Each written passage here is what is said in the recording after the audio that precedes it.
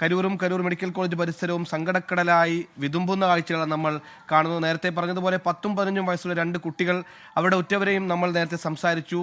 മാതാവ് ഈ പറയുന്ന പോലെ ടെക്സ്റ്റൈൽ കമ്പനിയിൽ ജോലിക്ക് പോകുന്നതാണ്, അച്ഛൻ പാചകക്കാരനാണ്. അങ്ങനെ സാധാരണക്കാരനെ ഒരുപാട് മനുഷ്യർ ജീവിക്കുന്ന, ദിവസവേതനത്തിന് ജോലി ചെയ്യുന്ന, ജീവിതത്തിൽ വലിയ സ്വപ്നങ്ങൾ കണ്ടു പരിചിതമല്ലാത്ത, എന്നാൽ വിജയ് എന്ന നടനോട് അടങ്ങാത്ത ആരാധനയുള്ള ഒരു കൂട്ടം മനുഷ്യർ ഈ കരൂരിൽ നിന്ന് അല്പം ഉള്ളോട്ടുള്ളൊരു പ്രദേശത്താണ് ഈ യോഗം നടത്തിയത്. ആ സ്ഥലം തെരഞ്ഞെടുക്കുന്നതിൽ തുടക്കം മുതലേ വലിയ വിമർശനങ്ങൾ ഉണ്ടായിരുന്നു. അങ്ങനെ ആ ഒരു സ്ഥലത്തിൻ്റെ ടെറൈൻ എടുത്ത് പരിശോധിച്ചാൽ അങ്ങനെ ഈ പറഞ്ഞതുപോലെ കണ്ടമാനം ജനങ്ങൾക്ക് നിറഞ്ഞു നിൽക്കാൻ പറ്റുന്നൊരു ഇടമല്ല. ചുറ്റും വീടുകളാണ്, ഫ്ലാറ്റുകളാണ്.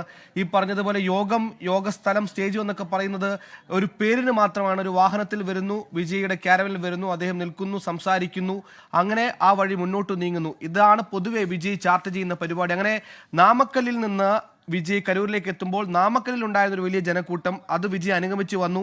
ഈ അനുഗമിച്ച് വരുന്ന ജനക്കൂട്ടം നമ്മൾ വിജയുടെ കഴിഞ്ഞ റാലികളടക്കം കണ്ടതാണ്. ഒരു പരിപാടി കഴിഞ്ഞാൽ അവിടെ നിന്ന് പിരിഞ്ഞു പോകാതെ ആ ജനം വിജയ് എങ്ങോട്ട് നീങ്ങുന്നുവോ അതേ ദിശയിൽ ഈ പറയുന്ന ആരാധക വൃന്ദം കൂടെ നീങ്ങുന്ന കാഴ്ചകൾ നമ്മൾ കണ്ടതാണ്. അതേപോലെ തന്നെ സമാനമായി നാമക്കല്ലിൽ നിന്ന് കരൂരിലേക്ക് നാമക്കല്ലിൽ നിന്നുള്ള ഒരുപാട് ആരാധകർ വിജയോടൊപ്പം അനുഗമിച്ചു പോയി. അതിനപ്പുറത്തേക്ക് രാവിലെ 6 മണി മുതൽ വിജയെ കാണാൻ കാത്തിരുന്ന കരൂരിലൊരു വലിയ ജനക്കൂട്ടം ഇത് രണ്ടും കൂടി സമ്മേളിക്കുന്നു. ഈ വിജയുടെ പരിപാടികൾ കഴിഞ്ഞ തവണയൊക്കെ നടന്നിടത്ത് നമ്മൾ കണ്ടതാണ്. സമീപത്തെ കടകൾ അന്നേ ദിവസം പൂട്ടിയിടും, വലിയ ആൾക്കൂട്ടം ഉണ്ടാകുന്നതും കടകളിലെ സാധന സാമഗ്രികൾ നശിപ്പിക്കപ്പെടുന്നതും കണക്കിലെടുത്താണ് ഇത്തരത്തിൽ കടകൾ അന്നേ ദിവസം പൂർണ്ണമായി അടച്ചിരുന്നത്.